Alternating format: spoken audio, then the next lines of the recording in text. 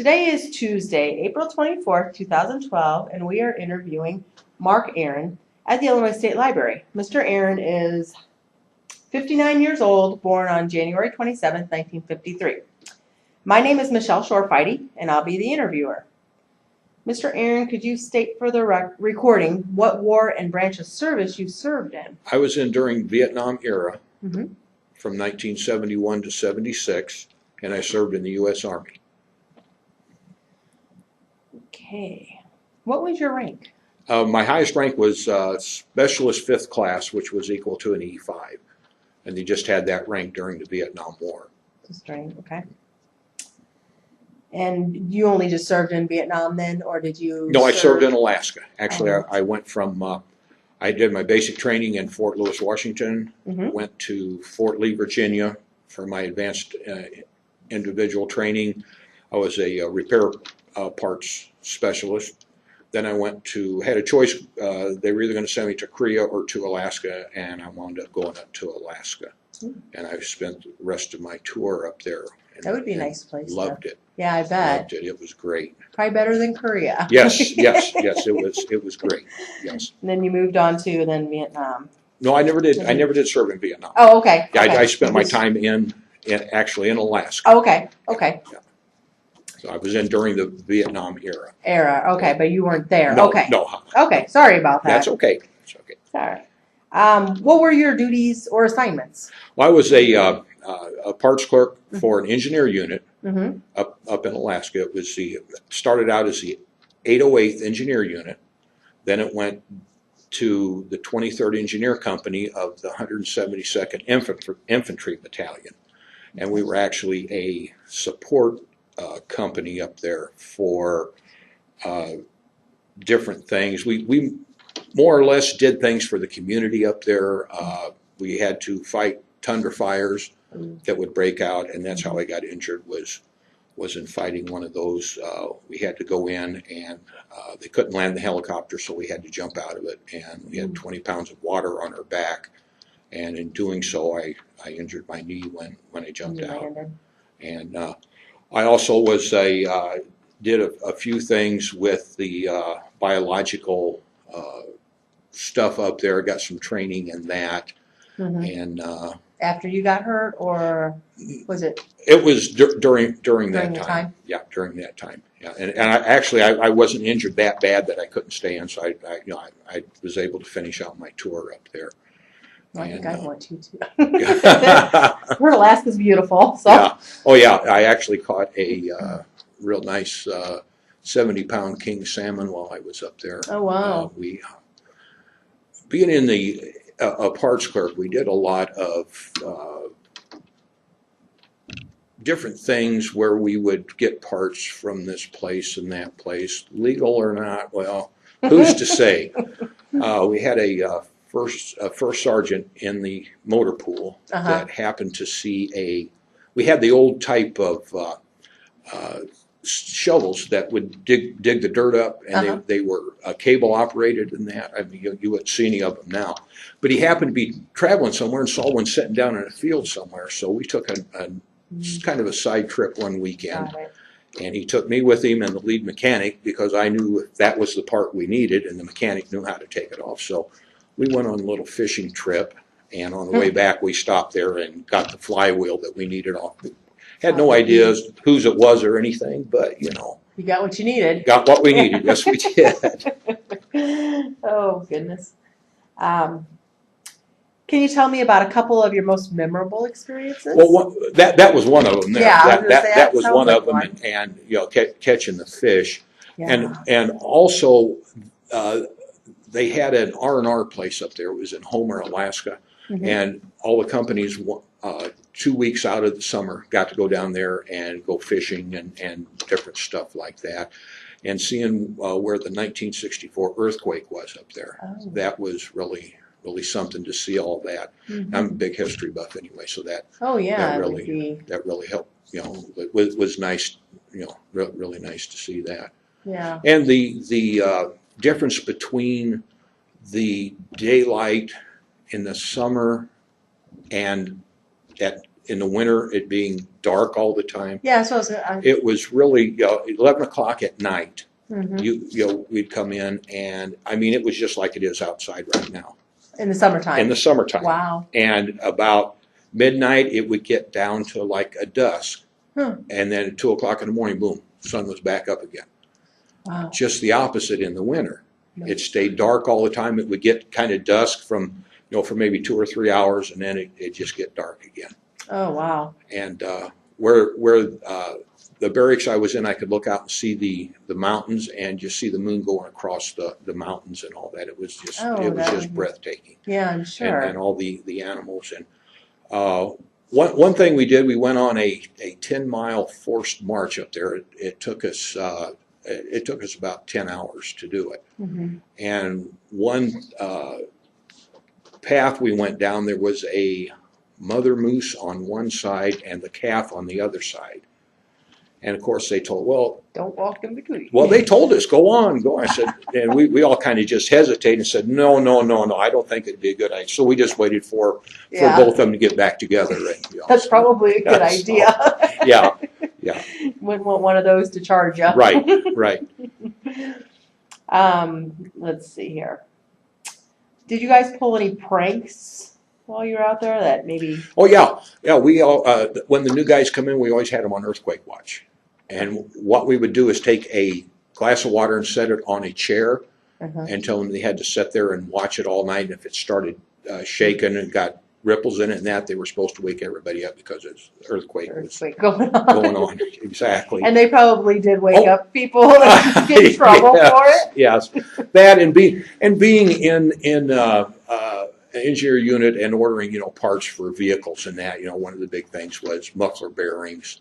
And different parts like that. I do remember one gentleman that I served with, he was missing his finger, and when I'd order stuff, I'd always order elbows, and he was always asking me if his finger had come in yet. Said the elbows are here. Where's my finger? Yeah. Not here yet. No. It might though. Oh, that's funny. Let's see. Did you do or have something special for good luck? Not really. I wasn't. I'm superstitious now, but back then I really wasn't. No, I a lot younger really and kind of. Yeah. That's just it. Nothing's going to happen to me. What was the food like? Did you eat up there? Well, that was. I did meet some Eskimos up there, and I had to try whale blubber. Oh, how was that? Terrible. Terrible. It was just good. I mean, it looked like when you erase something on a piece of paper, the little things that are left from the eraser. That's what it looked like. Oh. Yeah, and it kind of was that way too. It really had no flavor to it. But that's what they eat up there. Yes. Yeah. And they had killed a whale, and one of them had it up there, and and of course you couldn't say no. Right. You had to try it. So I tried it. It's not something I'd want to eat again. But it was an experience. So. Guess you always have to do that every once in a while, right? Yes. How did you stay in touch with your family while you were away? Telephone, and I wrote letters. Yeah. Mainly by telephone. Because it'd be easier, because I know a lot of them in Korea or Vietnam didn't have that option. Right. I know you did fishing. Was there other entertainment up there, or did the USO come out? Or they had baseball team up there. Oh, okay. And they had stock car races up there on the side of the mountain. Oh, okay. That was very interesting. Yeah, especially if a car went too far to the edge, it would. And they weren't real far drop offs, but it was enough that it made it exciting. and they had the gymnasium up there. I went and worked out in the gymnasium and did some stuff like that. Yeah. So you didn't have any like entertainers or the USO? Yes, they had at the NCO club up there. We had entertainers that came in up there. Not real big name. The only one I can really think of is Leroy Van Dyke came up there, and I mean that's from years ago. And they did have. I'm a big hockey fan, and they did have a hockey team up there in Alaska, and instead of plexiglass, they had chicken wire around the rink. Oh, And it was wouldn't be something good when to they see. hit. It was something to see. It really was. I'm sure It it'd was be a little in an old different. arena. Yeah. Hmm. Now, did you, while you were up there, you probably had some personal leave. Did you do any traveling like up in there, or Well, somewhere one year I else? came home and I drove a car back up there on the Mhm. Alaskan Highway, which was very interesting. It took me about a week to get up there, Oh wow. but it was a lot of scenery. Sorry. Okay. Sorry. Okay, a lot of scenery, Uh-huh. and you know how they say that the snowbanks will grab your car and pull you off the road. That Mhm. actually happened. I was going down the road, and next thing I knew, I was in a snowbank Oh wow. off the side of the road, and really had no idea how I got there. But it just, was just like boom.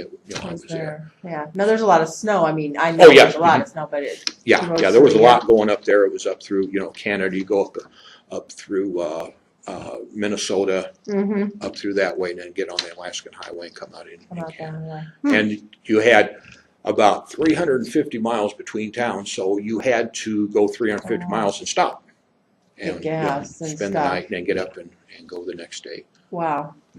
That would take a week then for sure. Let's see. Did you keep a personal diary while you No. were there? No, again, no. Yeah, that's what I'm getting a lot Yeah, of. No. not really, not really. Now, if I had to redo it, maybe. Yeah.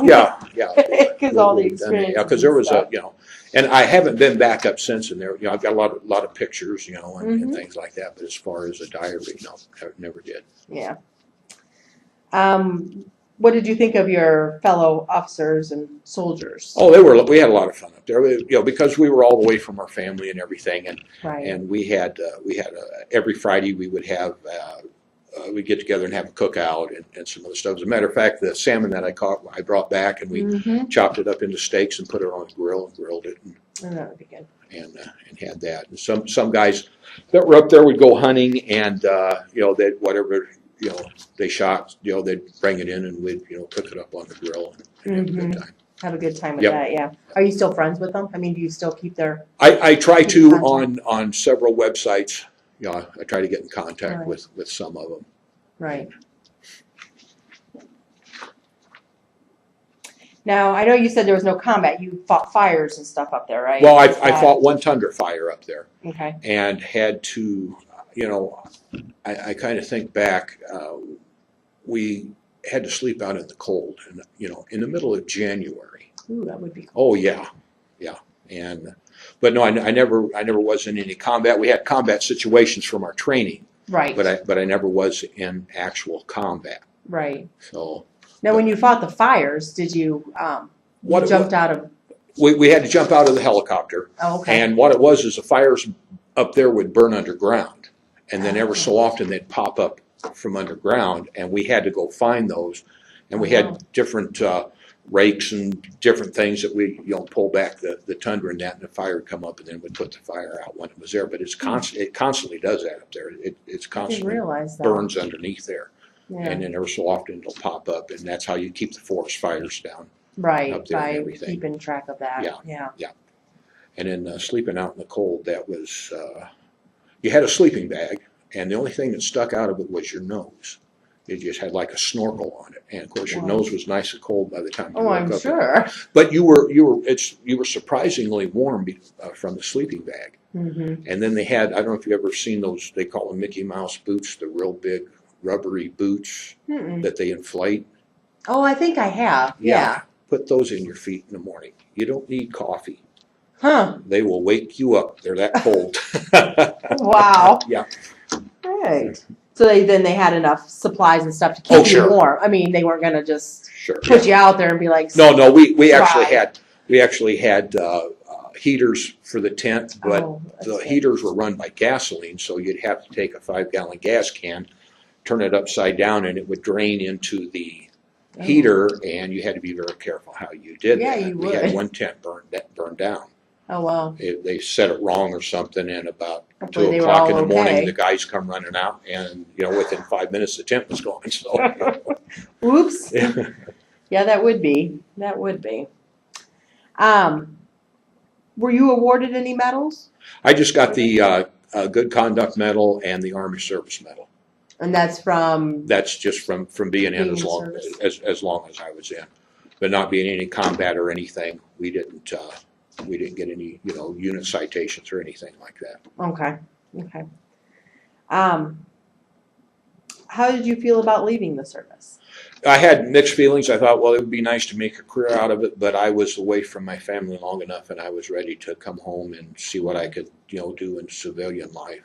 Right. And I was still in when they had stuff going over in the Middle East had just started, and we were somewhere in town, and they called us all in, and we were on standby in case we needed to be So shut down. did you go into the Guard or something, or? Yeah, I went into the Air National Guard there in Peoria, and was a parts clerk there for the remaining 3 years that I had inactive. Mhm. But I didn't get called up or anything. I just went on the weekends. Weekends, yeah. Yep. So let's see here.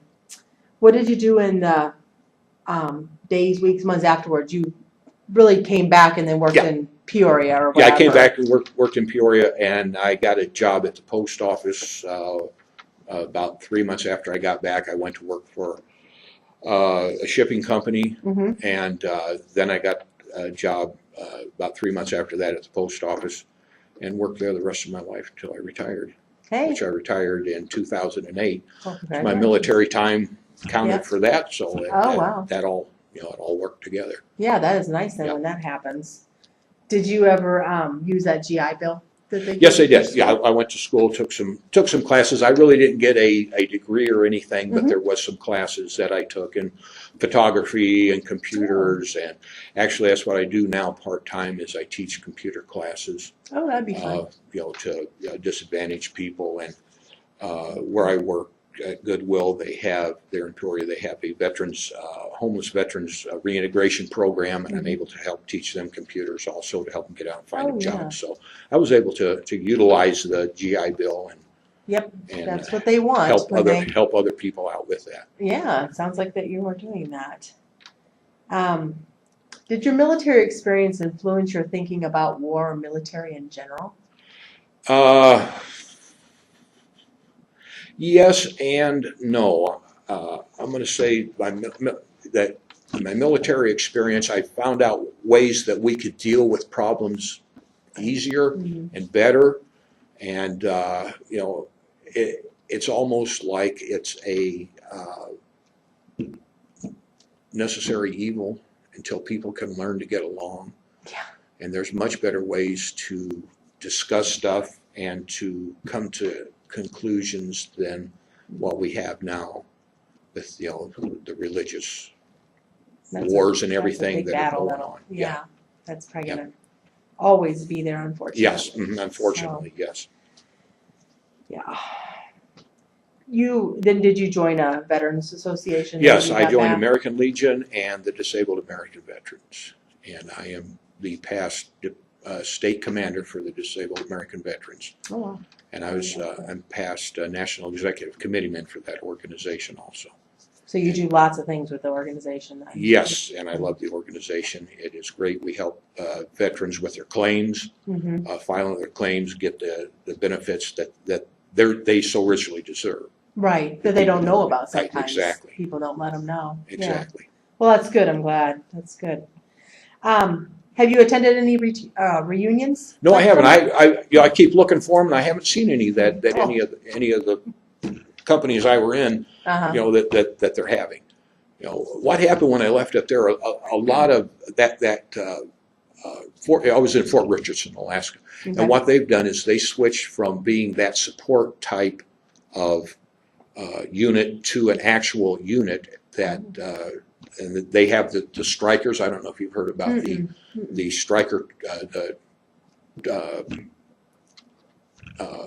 tow trucks and all that stuff. That's that unit up there, and they use them over there and support over there in Iraq and Afghanistan. But I've never attended a reunion. I keep looking for one. I'm hoping there is one so I can go to it, but I've never been able to attend one. Do you find people out on Facebook and some of these Mhm. other Facebook is that and how you're military.com, you can go and put in your unit, and there's people Oh. in there that work that I served with, and I get in contact get in with them? contact with them that way. Oh, Yeah. I didn't know that. Yeah. That's interesting. How has your service and experience affected your life? It's made me realize how short life is. You just never know, and how precious family is. I mean, when you're away from them, and they're not there, Right. as a support mechanism. Right. And and my son-in-law went over to Iraq, and I really found out how it affected his life and everything, and him coming home with PTSD and What is that? post-traumatic stress Oh, disorder, and okay. A lot of them. and that's one reason I started volunteering for the DAV and doing what I do for them, because these young folks coming back home need our support and help, and hopefully if there's a future war, they'll do the same thing that I'm doing to help those somebody people out. else. Mhm. Yeah, Yeah. definitely. You said you have lots of photos, but you probably didn't. Did you bring any? To No, share I with didn't. us? Unfortunately, no, I didn't. No. I know, and maybe Cheryl's talked to everybody that they do collect some of this stuff Mhm. too that you can put in there. So Yeah. if you're ever interested, Sure.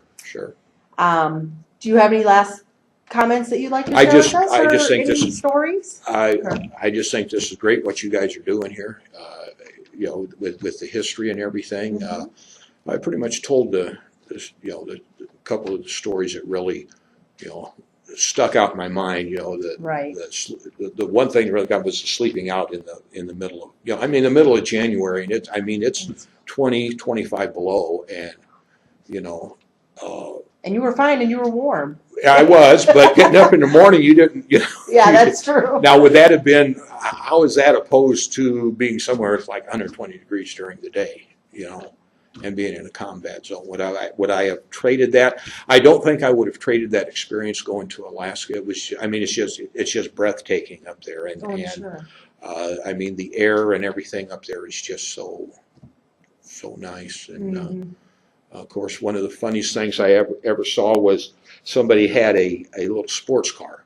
Mhm. And the moose are quite large, they're quite tall, and the sports car went right under the moose. Oh, wow. Just skinned the top of his belly and way that, because it was one of the short Kept sports going cars. on. It kept going on. That was hilarious. My heart would have stopped.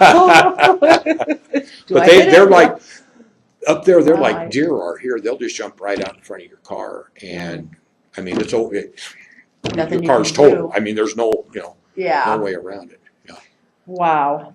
Yeah, that would be. And that would then be a couple, I did get to fly in a C-130 up there and fly over Mount McKinley. We flew over Mount McKinley. I was sitting in the back of it, and they invited me up into the cockpit so I could see when we went over Mount McKinley. Oh, And wow.